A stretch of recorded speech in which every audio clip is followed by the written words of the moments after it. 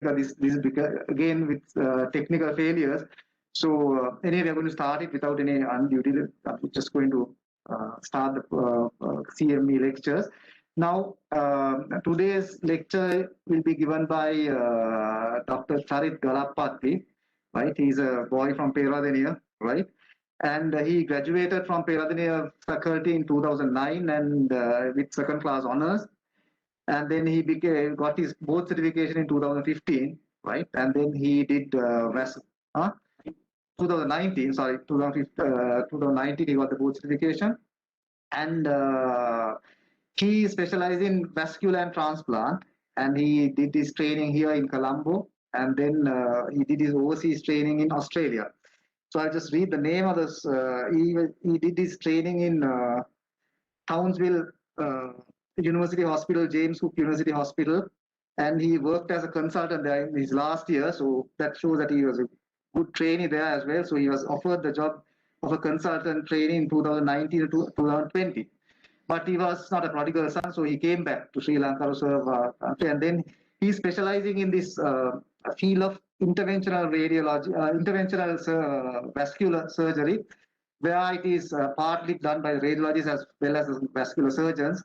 So his basic interest is like without using the knife, whether he can do something. And so I like to invite Dr. C.J Galappaththy to just enlighten us on this new field, and he'll do. I know he'll do a brilliant lecture, right? Okay, over to you.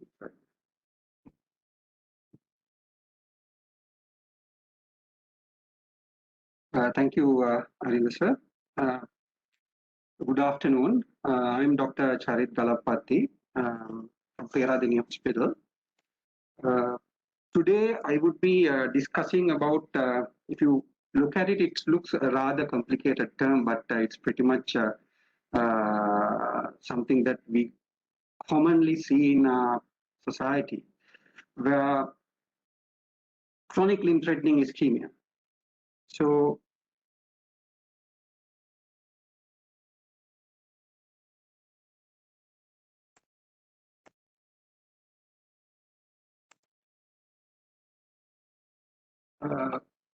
just hold on. Let me change the slide.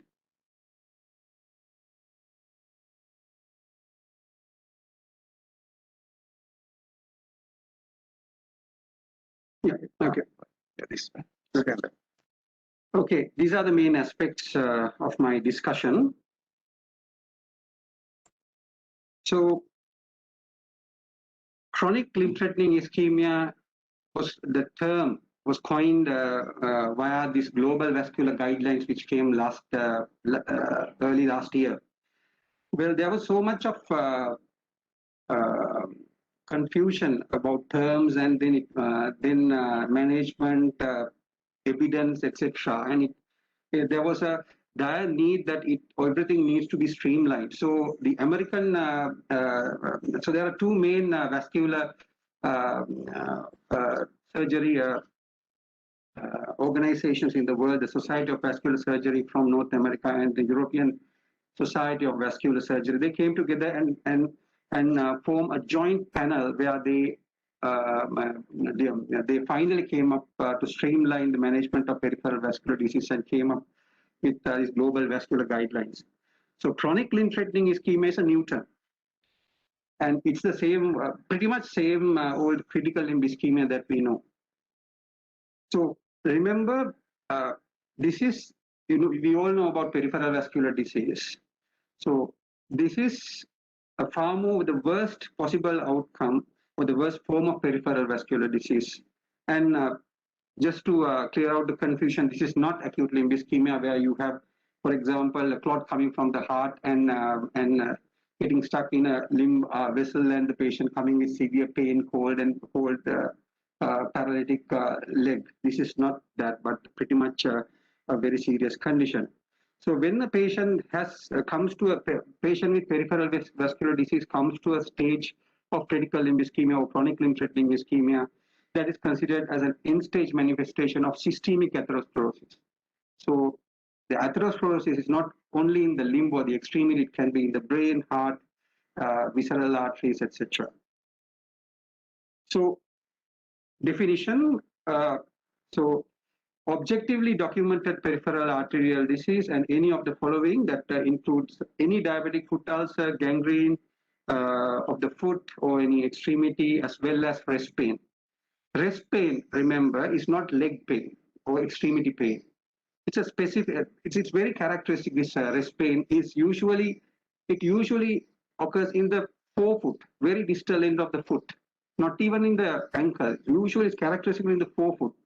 So you can't have a patient complaining about rest. You can't come into a conclusion that the patient is having rest pain if the patient has calf pain, complains of calf pain, right? So it's a forefoot pain, severe, very severe, not responding to standard analgesics. It needs to be there for more than 2 weeks. Worsens in the night, improves with dependency, as we all know. So, and then CLTI or chronic limb threatening ischemia, rest pain, ulcers, and gangrene, right? And we need to remember exclude venous ulcers, acute limb ischemias, vasculitic wounds, Burgess disease, etc., which all can result from in chronic extremity wounds. So these are some of the relatively better wounds that we see. You can easily see these are most of these are diabetic foot wounds. You can see some even some granulation around. But remember, when you have these can be ischemic as well, because for the wound to heal, the bigger the wound, it needs more blood, and bigger the wound, chances of infection is high. And when you have infection and a bigger wound, you need more blood to heal that. So it's a relative term. So remember, just because there are some granulation tissue here and there, unless it's a very small wound, superficial wound, it might need revascularization, and this is critical limb ischemia, chronic limb threatening ischemia. Or else you have these types of very ischemic wounds, right? The gangrenes, they are very extensive and doesn't even look salvageable. So how common is chronic limb threatening ischemia? So this is we have relatively old data. In 2010, they estimated more than 200 million of the worldwide population, out of the worldwide population, is having peripheral artery disease, not CLTI, not chronic limb threatening ischemia. And there were some numbers coming from 2000, and there was a 25% increase. So if with this trend, it could be even more than 250 million. And remember, this is highly underestimated, and most of the data is coming from developed countries. And most of the problem is in the low middle income countries like Sri Lanka. So situation in Sri Lanka, there was one study in 2015, a cross-sectional study, which showed that it is on the rise as well. And the main reason is pretty much similar as elsewhere. The life expectancy is increasing, and the diabetes is very, very common. So all these so chronic limb threatening ischemia usually ends with major amputation. So, and if left untreated, 25 to almost 100% of those limbs would be amputated. So why there's a big range of percentage is if the wound is relatively smaller, then there's a relatively chance, 25 to 30% chance of wound not progressing to a point where it needs an amputation. But in our setting, we usually get huge wounds, huge ischemic wounds. They're almost, unless we revascularize them, there's almost 100% certainty that it will require major amputation. So most of our colleagues and everybody would say that why can't we just do an amputation, right? And then the problem would be sorted. Why are these vascular surgeons and then the enthusiastic surgeons everywhere try the day in and out to heal wounds with prolonged surgery, etc.? So one reason is obvious: the psychological burden, physical burden, socio-economic burdens to the person itself, as well as the burden on the family, health sector, and the community. But more importantly, it is a well-known to the research community, but less known to the public, is the 5-year mortality of peripheral vascular disease, and especially amputated. And so if you have diabetes and peripheral vascular disease and have a major amputation, the 5-year mortality is only second to a pancreatic or a lung cancer. All other cancers, except maybe advanced colorectal cancers, they have a better survival rate than a patient who had an amputation following peripheral vascular disease and diabetes. So this is why we need to prevent an amputation on this patient, because so if the patient has a wound, and at least a wound, if it doesn't heal, but then we prevent an amputation, the mortality rates drops, and then the patient's life expectancy, the life expectancy increases. This is why we need to prevent an amputation, and this is why we need to do all in our capacity to prevent amputations coming from chronic limb threatening ischemia. So in clinical assessment, I mean, these things probably we would pretty much know. The presentation would be a non-healing ulcer or a gangrene, plus or minus. They might have breast pain, and it might be infected. It might be locally infected. It might be systemically infected, and they usually have they are vascular, but they have associated comorbidities, including ischemic heart disease, strokes, transient ischemic attacks of past history, history of mesenteric disease, chronic end-stage. Some patients are dialyzing, and then the risk factors directly associated with common risk factors would be diabetes and smoking commonly. And remember, when you have a patient with critical limb ischemia or chronic limb threatening ischemia, it's important to assess whether what is the patient's baseline when the patient presents to you, what was the patient's baseline quality of life, mobility, and whether the patient has some sort of a life expectancy, which is important in our final decision making. On examination, the patient would obviously have an ulcer, gangrene, with surrounding features of sepsis. Then obviously peripheral stigmata of peripheral vascular disease, which we all know, loss of pleiotropic changes, lack of muscle bulk, etc. And absence of palpable pulses and systemic signs of associated comorbidities. Like if the patient is an end-stage renal failure, you will have peripheral signs of chronic kidney disease, heart disease, etc. So once you clinically identify a patient with chronic limb-threatening ischemia or peripheral vascular disease, how would you come to a clinical diagnosis? It's not imaging. That's the most important thing. You shouldn't be doing a duplex scan to confirm, right? You just need to do non-invasive physiological assessments of perfusion. You need to confirm, objectively, you need to confirm the perfusion is less. For that, we all know a bedside test. You don't need any significant logistics. So you just need a hand and Doppler and a cuff. You can do ankle brachial pressure index. You just measure the patient's blood pressure, get the systolic, and then get the patient's foot pressure. That is like you place the Doppler both on dorsalis pedis signal, look for a dorsalis pedis signal as well as a posterior tibial signal, and get pressure and get the highest outcome, not the average. So, and then the other options would be some patients, for example, the one that I saw, the pictures that I showed, extensive wounds in the leg, etc. You can't do ABPI.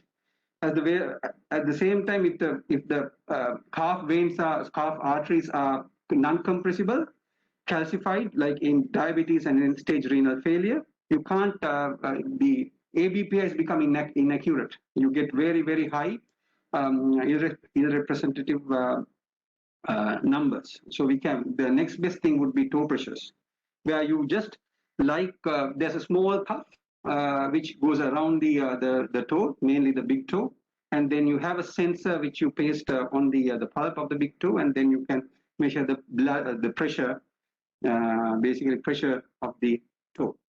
Transcutaneous oxygen measurements, skin perfusion pressures are advanced assessments of perfusion. So once you know, so ABPIs usually in chronic limb threatening ischemia should be less than 0.4. The normal would be more 0.9 or above. In very highly calcified blood vessels, it would be more than 1.4. Similarly, in toe pressures, normal would be more than 60, and then 60 to 40 would be a grade 1 ischemia. Then 40 to 30 would be a grade 2 ischemia, millimeters of mercury, and less than 30 would be severe grade 3 ischemia. Most of these chronic limb threatening ischemia patients or critical limb ischemia patients that I've shown the pictures of would have toe pressures more or less than 30. Commonly, they don't have any palpable, any sort of recordable waveforms. It's that bad.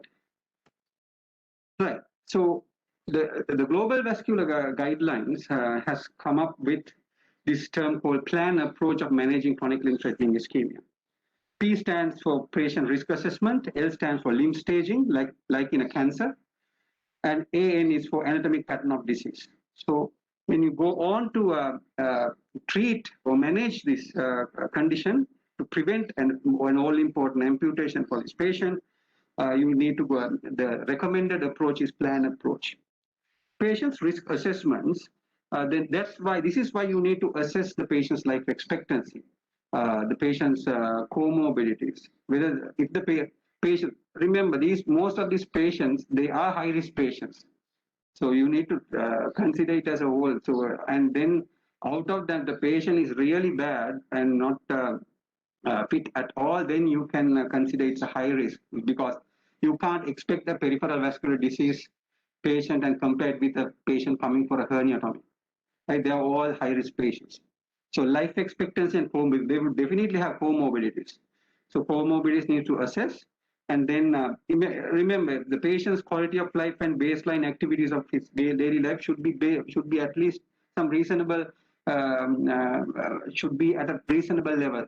Because, I mean, if we are trying to do a revascularization procedure in a patient like who is moribund and who is lying on bed, bedridden and can't lie flat and severe heart failure, etc., then there's no point. They need to be managed conservatively. So that is why before doing anything in a critical limb ischemia, first see whether the patient, according to the plan concept, you just need to assess the patient's risk estimation.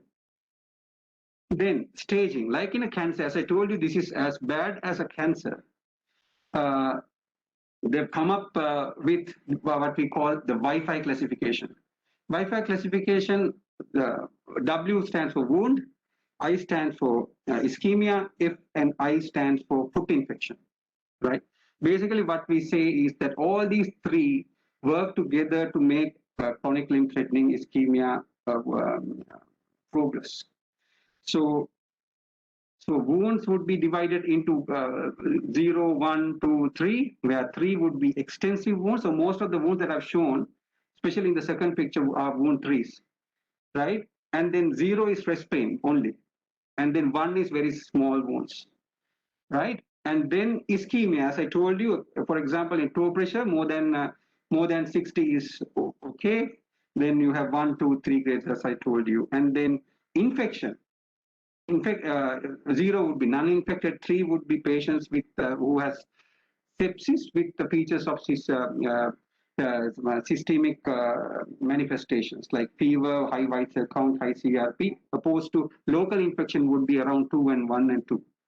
So basically what they're saying is, if you have a bigger wound which is slightly infected, locally infected, and moderately ischemic, then it needs the chances of it having a risk of a major amputation is high. Opposed to if you have a very small wound, who have not a reasonably small wound which is really infected and there's sepsis, there's significant sepsis, even if it is mildly ischemic, that might need revascularization. So that is why you need to take all these three parameters together come and stage the wound as it is. And then if you just Google this, you would find these nomograms on the right side, and then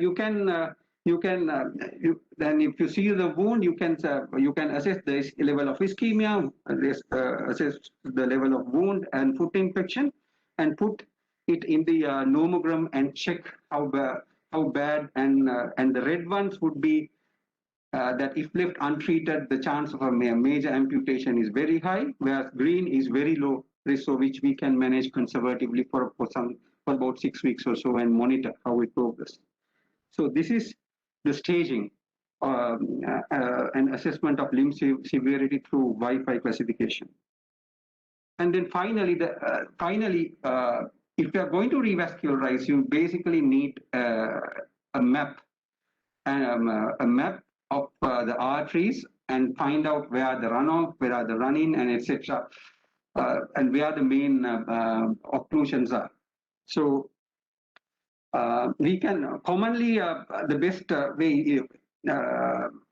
way to start if you don't have CT angiogram, but we have CT angiogram commonly now, would be duplex arterial ultrasound scan.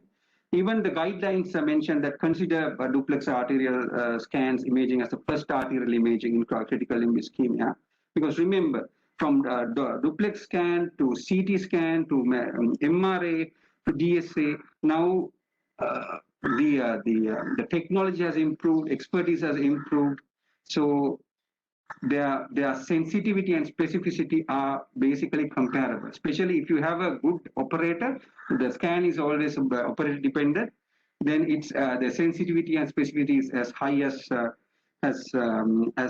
CT scan, and we commonly do bypasses based on duplex scan in Sri Lanka. So I'll show you some. So when you do, these are some of these are CT images. Some of these are DSA or digital subtraction angiography. So you can see these are basically this is a superficial femoral artery, or like almost proximal popliteal artery stenosis. These are small stenosis here in the superficial femoral artery, opposed to you can have full length occlusions, right? And so that, and then in iliac arteries, again, you might not feel the femoral pulse on the affected side, but it might be a small, a relatively short segment stenosis or complete occlusion. So the global vascular guidelines have come up with a global limb anatomic staging system, which is just basically a classification where you just check the imaging that you have, whatever the imaging modality, and if it is a short stenosis or a short segment, very short segment occlusion, that it would be stage 1. To stage 3 would be a long occlusion with multiple calcifications. So basically what they say is the technical failure, especially in endovascular procedures, the technical failure would be pretty much less in obviously in smaller stenosis, whereas if the long occlusion, the technical failure as well as the patency rate, that's the limb-based patency, 1 year limb-based patency rates would be higher in complex long occlusions, arterial occlusions. So basically, when you get a chronic limb threatening ischemia patient, you clinically assess the patient, confirm with AB flow pressures, and then see whether the patient's risk estimation, and then assess, use the WIFI to assess how bad and what are the chances or the risk of an amputation of this patient, and then image. And then depending on the image, we would see which artery is involved, and whether it's a small stenosis or a big occlusion and how bad it is. And you can use this glass staging system to categorize them. And earlier we had the task classification, so it's pretty much the same glass classification. Treatment, medical treatment, first would be if it's septic, you might need to control the sepsis. before, if it's very highly septic and the patient is has septic shock, etc., then the patient would have would need debridement before revascularization. And all patients need antiplatelet therapy, that is low dose aspirin or clopidogrel. You don't need the dual antiplatelet, you just need one for life, as well as lipid lowering agents, and that needs to be moderate to high intensity. So it shouldn't be, remember, this is very important, which I see, all patients need to be on at least aspirin, low dose, like 75, 150 milligrams, and statin at least need to be on 40 or 80. They say it should be maximum tolerated dose, not 5 or 10. So any patient who has occlusive disease in anywhere in the world, it needs high dose statin. And they've come up with this new drugs called the PCSK9 inhibitors, especially for patients with familial hypercholesterolemia, which is probably not available here as of yet. And then aggressive risk factor modification, smoking cessation, optimal blood pressure management, optimal diabetic management, diabetes management are all important. And in this group of patients, remember, recently they found out when the patients who are on sodium glucose co-transporter 2 inhibitors, SGLT2 inhibitors, like empagliflozin, that ends with fozine. If the patient's on that type of anti-diabetic medication, there's an increased risk of amputation. So if these patients, if the patient is on SGLT2 inhibitors, that needs to be omitted. Right. So all patients who have a reasonable acceptable risk, who has an acceptable risk assessment, needs to be revascularized, right? So we can do, as in ischemic heart disease, we can do open bypass surgery or endovascular revascularization. So both these have advantages and disadvantages. Advantages of open surgery would be that open surgeries, if you have a good vein, if you can do a proper bypass on a patient, popliteal to distal to femoral-popliteal, etc. Once the initial period is over, these are very durable solution for this patient. They last for long, and then especially for huge big wounds, ischemic wounds, we recommend doing bypasses over endovascular procedures. And in endovascular, the problem with the open surgery is that when you do open surgery, then the immediate post-operative morbidity and even the mortality is the problem. And then you have the endovascular side of it. Endovascular interventions, which is done in Kandy, Peradeniya, by vascular surgeons as well as radiologists. They are minimally access. You just need a percutaneous ultrasound scan and a percutaneous access to the artery, and then you do the procedure, and then the patient, there's no cuts at all, and then the patient basically goes home the next day.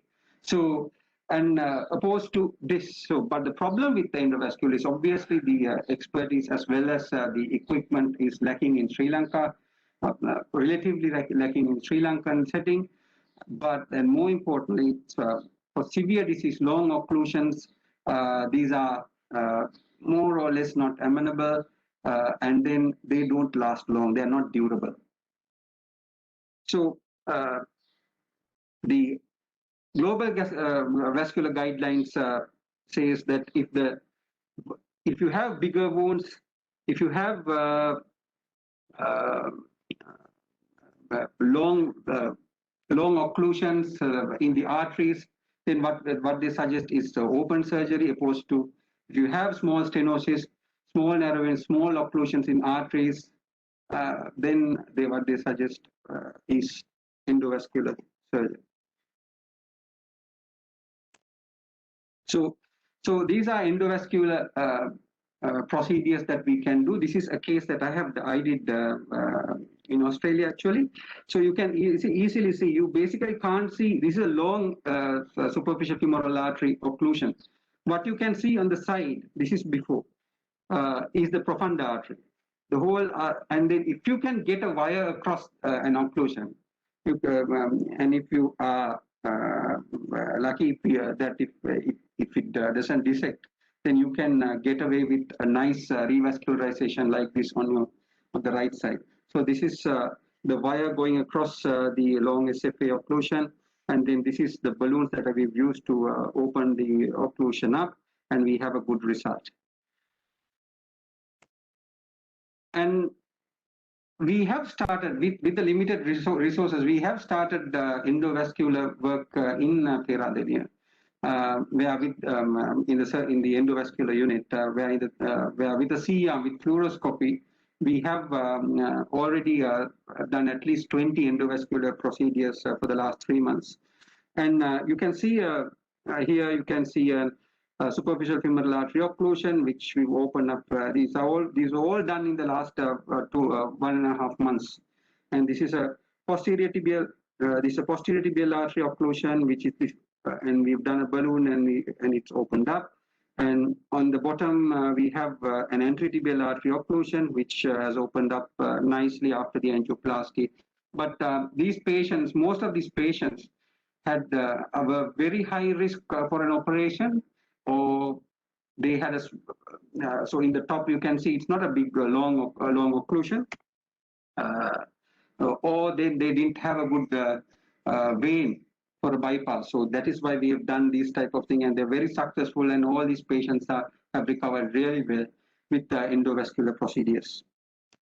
So this is something we've put up in the Sri Lankan Association of Minimal Access and Digital Surgeons monthly e-newsletter, where we talked about endovascular revascularization in low resource setting. Opposed to open bypass surgery. Open bypass surgery, like in the heart, you just find the occlusion and bypass it.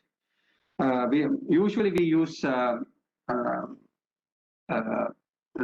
greater saphenous vein or autologous vein, where we can use, if it's not available, we can use prosthetic grafts like PTFE and Chron. And you can see that on the top, on the right side, it's a huge ischemic wound where, and when on bypass, but this is a picture which was taken in Colombo actually when I was training.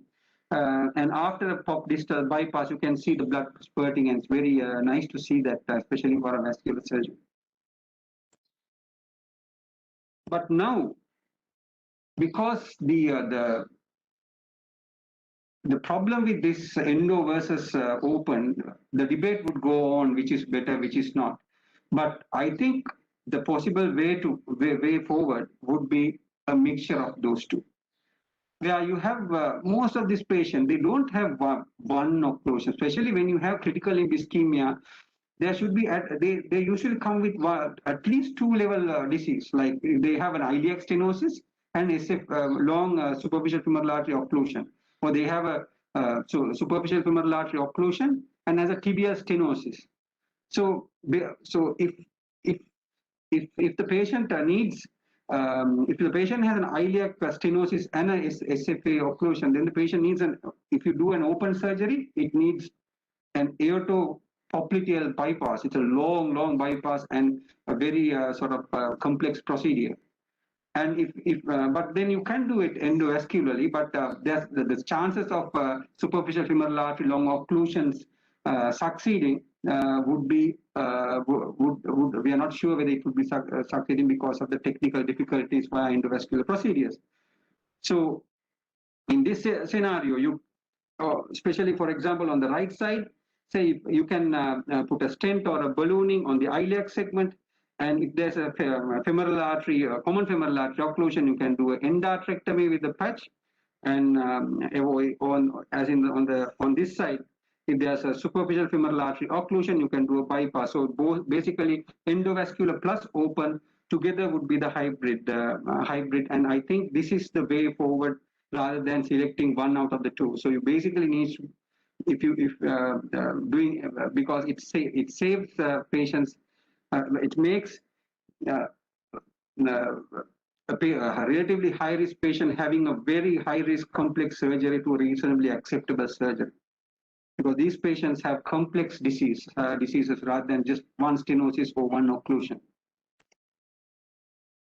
So the challenges we face in Sri Lanka in the chronic limb threatening ischemia would be lack of expertise, in the sense we have vasculars, we have good surgeons, but the numbers compared to the heavy burden and the population of CLTI is not enough.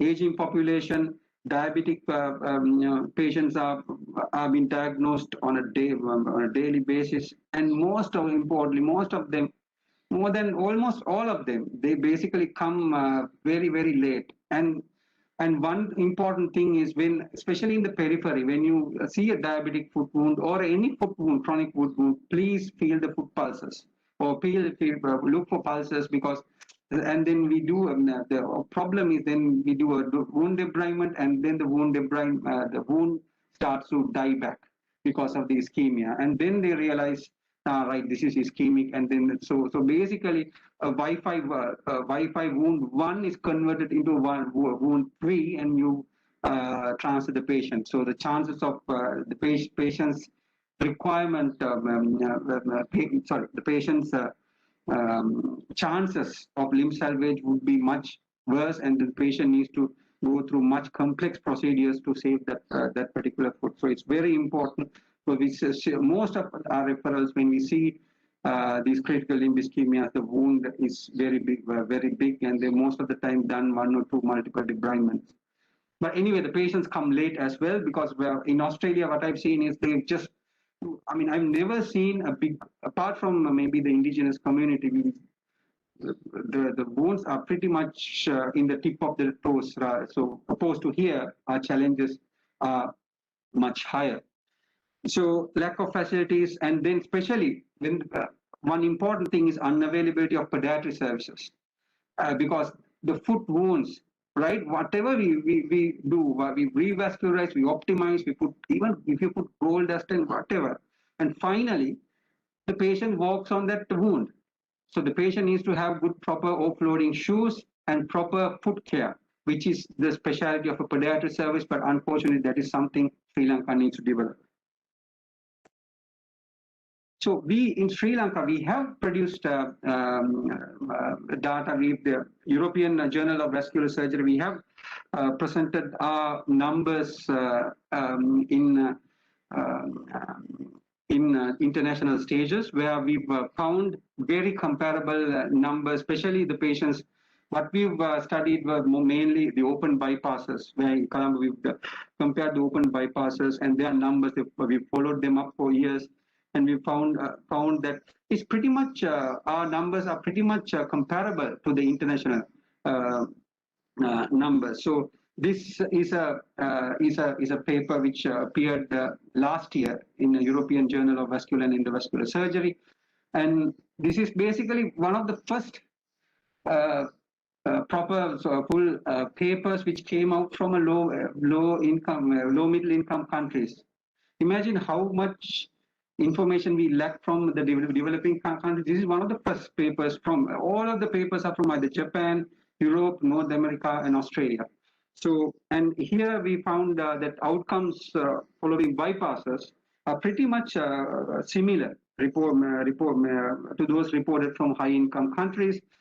But importantly, one observation we always we observed is that with time, patients, although they have limbs, when they die of cardiac diseases for 3, 4, 5 years, and that is probably because of the lack of compared to the developed countries. I think that is mainly because that we lack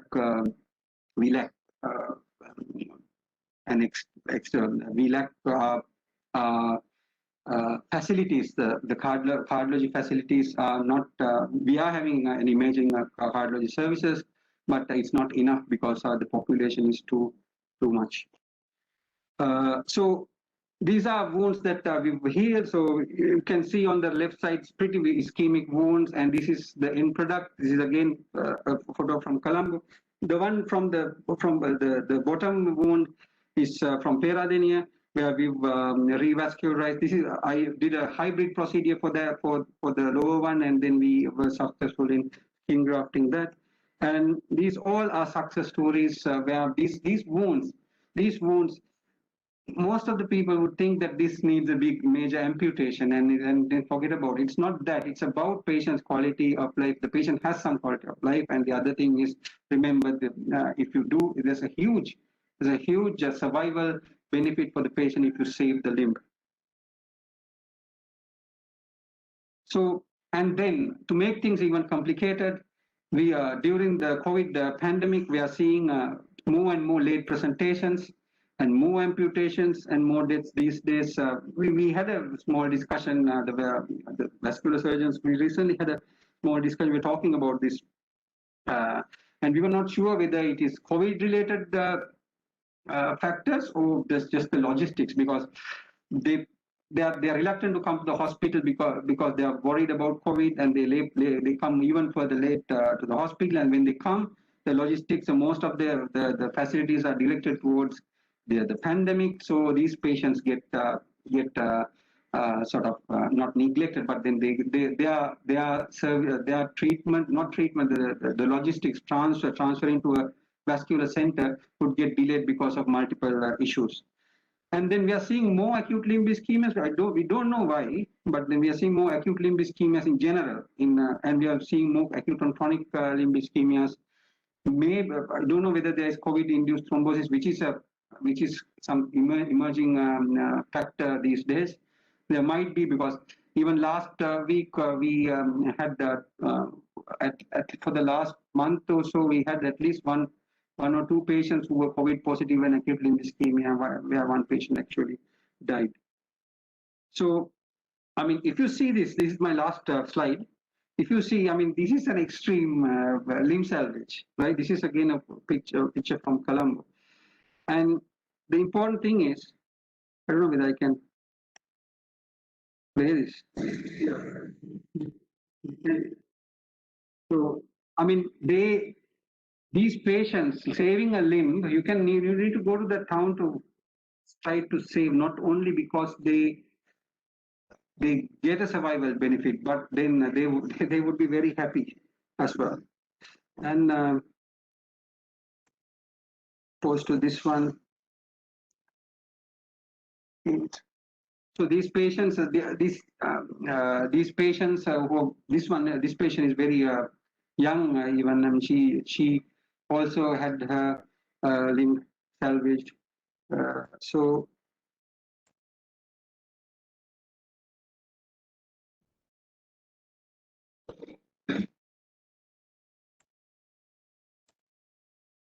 So I will finish my my discussion now, and I'm more than happy to answer any questions, and I hope I've enlightened some sort of aspects with regard into critical limb ischemia, which is a burning, ravaging situation in the country, and which is relatively lately detected, lately presented, and needs so much more attention. Thank you.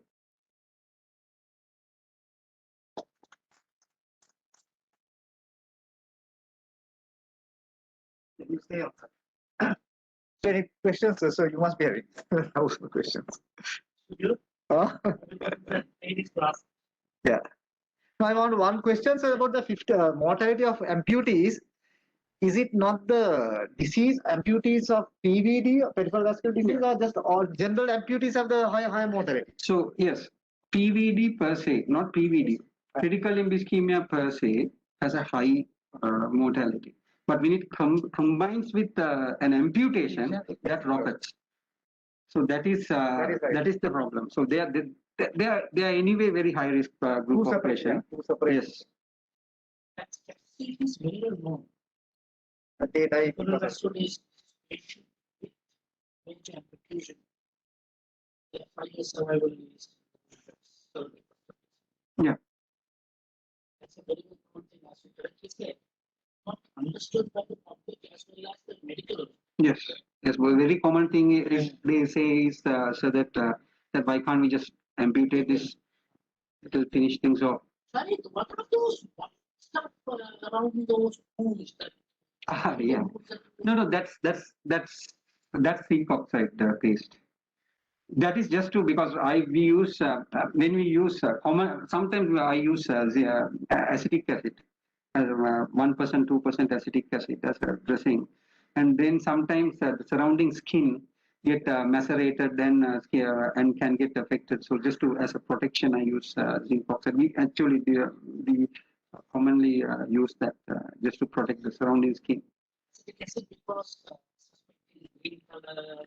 Not necessarily. I don't think. So only thing is, I don't think any of these wound dressings have any evidence at all. But the thing is, as long as you maintain the moisture balance, it would be good. Acetic acid, what I've observed, with my observation, I've seen if it's there's slough and there's pseudomonas, then you can they tend to sort of improve relatively better. But whatever, even saline, even some say betadine is bad for tissue. But I had that idea before we going to Australia. But then when they were using betadine, the Australian surgeons were using betadine on wounds, and then I mean what they say is whatever you use.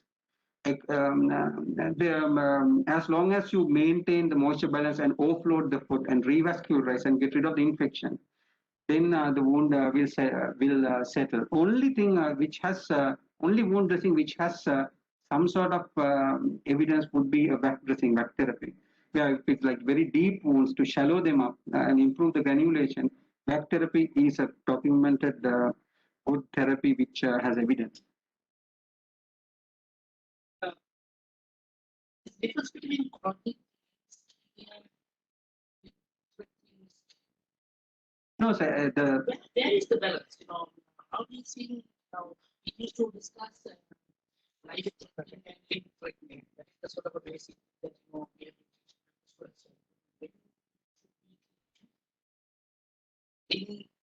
teach.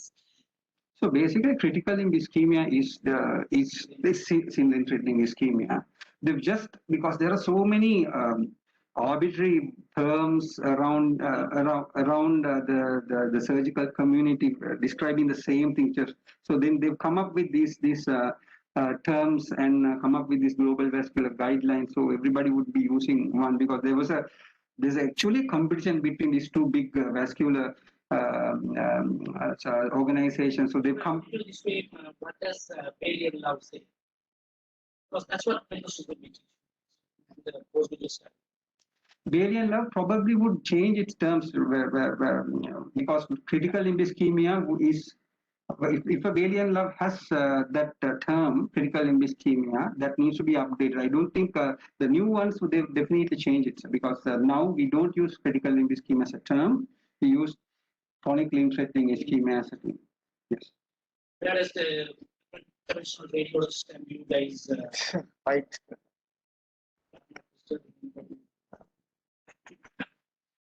How do you all sort of like this in Australia?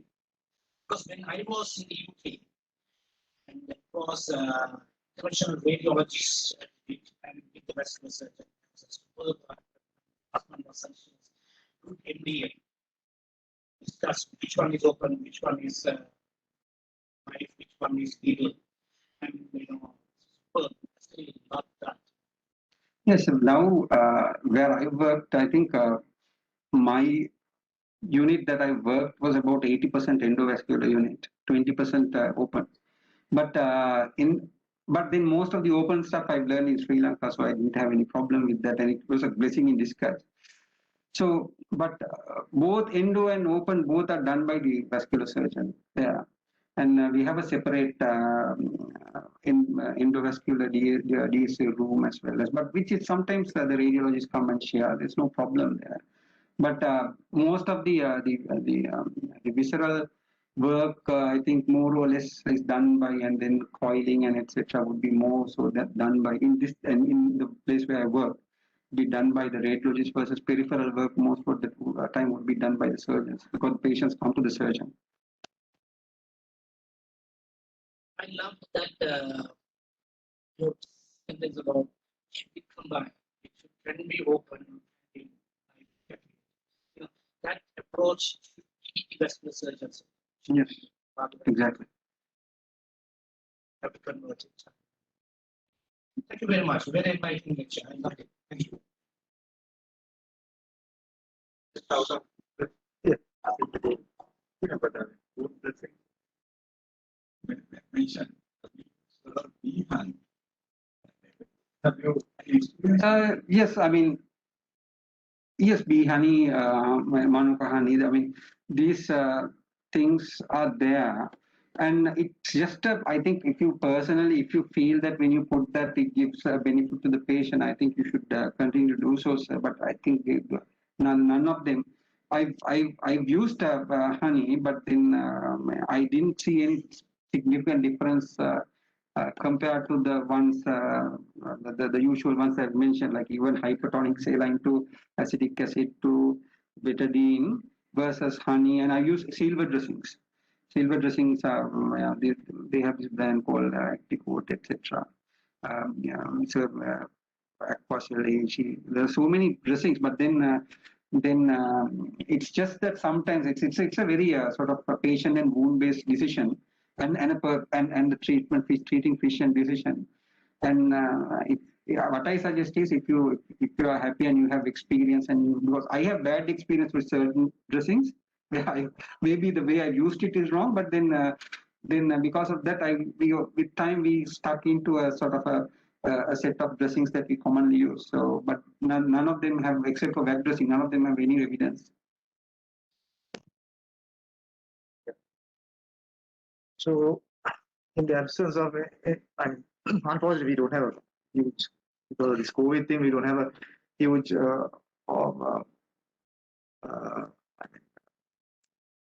audience here. So, anyway, thank you very much, Charit. So, it was just like a new area just opened up, and endovascular intervention is now.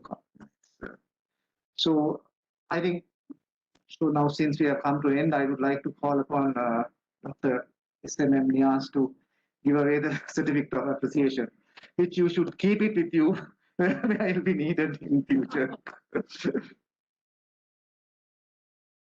Yeah, sorry.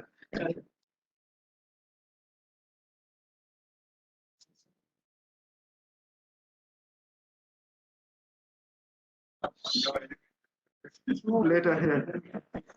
So yeah, we'll So yeah. So we'll call it. We'll wind up the session. Thank you very much, Charit, again.